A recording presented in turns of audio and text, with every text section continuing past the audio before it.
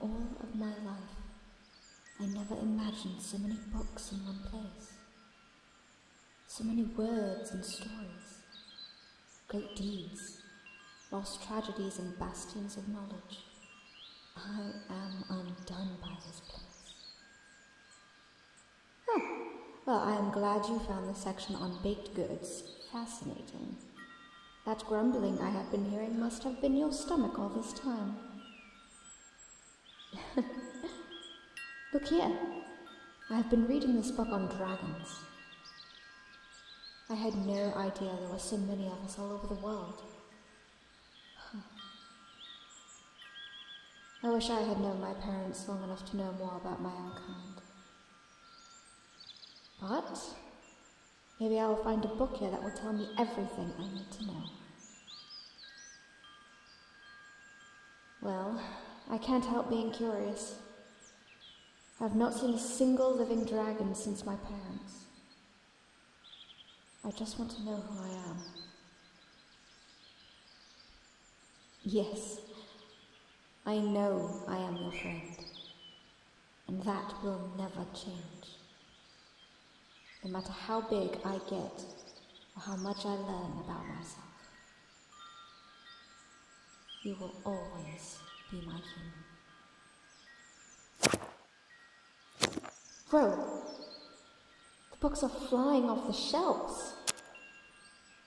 Well, I certainly did nothing. Maybe your voracious appetite scared them away.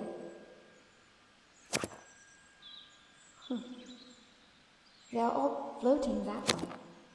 Come on, let's see what they're doing.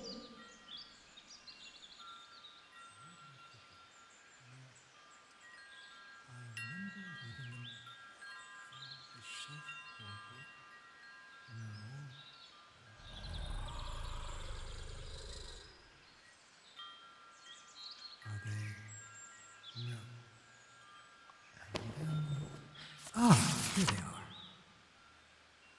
The Ranger's Guide to Archery. You live in arts and recreation. The Silmarillion. History and Geography, Middle Earth.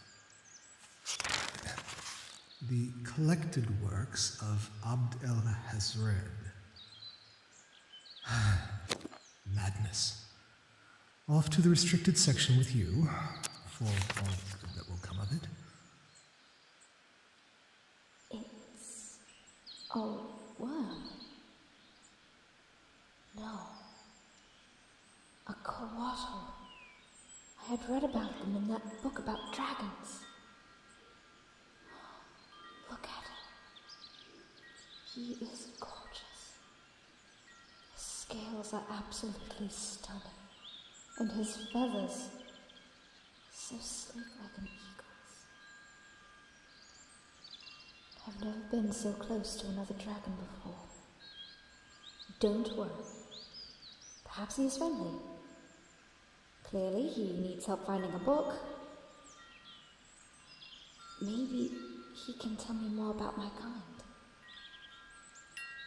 If anything happens, I will protect you. No dragon, monster, or human will lay a finger on you. That I promise. Here, stand under my chest. You will be safest there. Don't worry about me. I can handle anything a servant can throw at us. Stay close.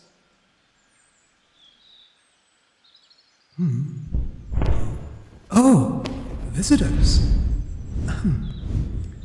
Welcome to the library. Please, make yourselves comfortable and share some of the happiness you bring with you. Oh, hello. I am Abaraxis, a drake from the forests, and this is my human, a brave friend and traveling companion. We came across this library by accident. Do you live here? Well met, Abaraxis. Lady Abaraxis, by the timbre of your voice and the color and pattern of your scales. Yes, I am both librarian and guardian of this realm. Now the name in the common tongue, though in the past I have been called Amushkal Pishkitl Kawi Coatl. Library Guardian, Coatl. And I would be pleased and take no offense if you were to call me Ka. No relation. Oh, the human. You have a question? You don't think I sound like... Also nightly.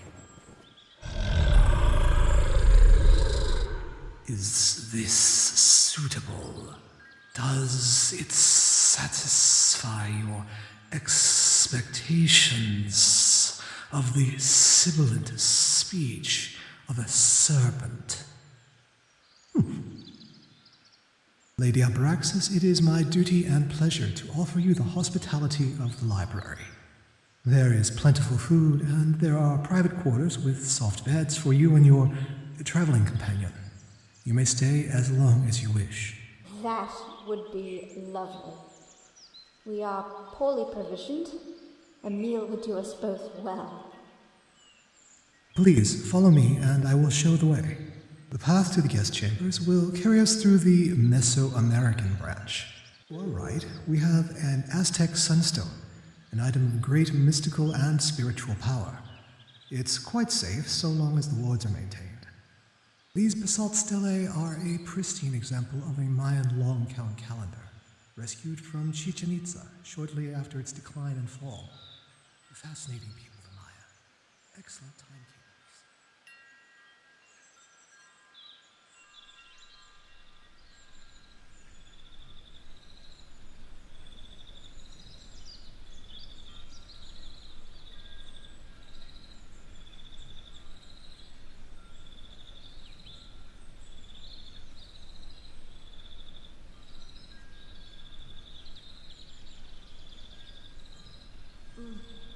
That dinner was fabulous.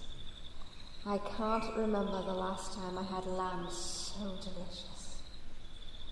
Burnt to the crisp. Perfection. Much better than week old rabbit sticks. And did you see the jewels he gave me? So shiny and wonderful. I could hoard them all to myself, never to adventure again, and be in bliss. But I would miss you too much.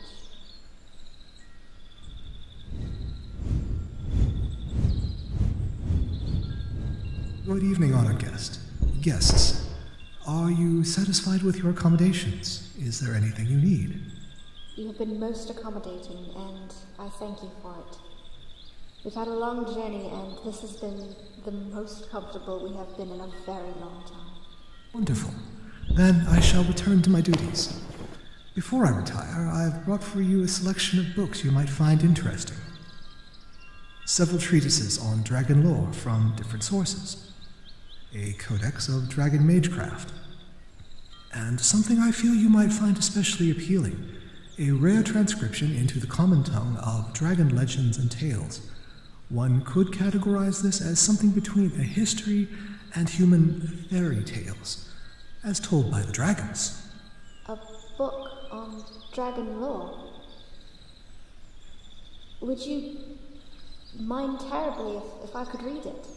You see, I was abandoned by my parents shortly after I was born, and I have known no other dragons in my life.